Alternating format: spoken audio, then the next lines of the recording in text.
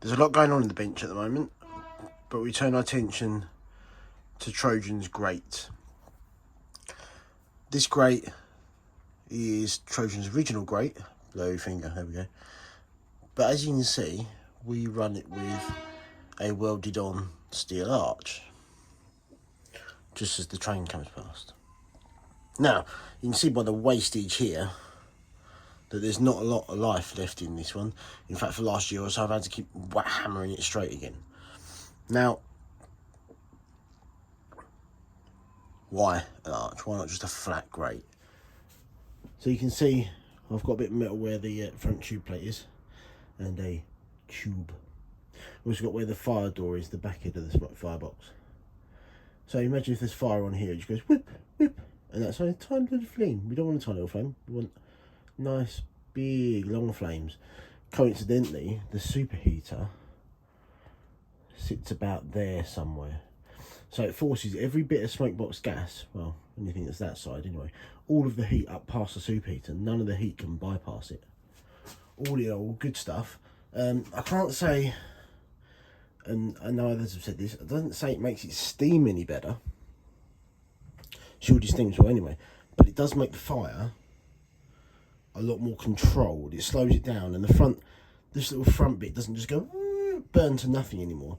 It now actually forms a nice wedge shape, kind of the same angle as that, unsurprisingly. So you get a nice gentle fire at the back, leading down to a roaring inferno at the front. And that's just the shape it naturally forms. It doesn't just burn away to nothing everywhere anymore, which is quite nice. You can generally just feed it, drop it mostly in here, and the odd little one up the front, and it will tumble and form that nice wedge. You get a nice lot of heat doing that. Makes it a lot more forgiving to fire. You can completely bugger it up for many laps, and she'll just keep going. Or you can nail it every time, and she'll be doing her absolute nut, which I'm hoping will be a bonus film leg. But it's and you see, this is all horrible. It's time for a new one, which is what, fair enough, these bits of metal are for. So we have a sheet of stainless to cut a new arch out of, a recycled length of stainless from old 3D printer to make new legs out of, and a mild steel plate to make the new grate out of. You might be wondering, but there's no bars. Are you going to... No, I'm not going to cut it into length. This is going to be a rosebud grate. So I'm going to cut a bit the right size and drill all the right size spaced holes, countersunk on the bottom, and then we'll get it all stuck together. So this is the underside of the rosebud as it's been drilled. You can see the countersink left by the centre drill, which encourages nice accelerated air, and the top side, pre-cleaning, greatly rough. The blank areas are for the legs to weld on. This is steaming up, you can hear the blower. Fire doesn't appear any different, slightly more flamey perhaps. And running at this point after about 2.5 hours. Double trolley, 4.5, half in charge, passengers on. And she's running just as well as she does. At this point, on a normal grade, especially on cold at the moment, will start to problem. As you can see, she's not really been affected by it.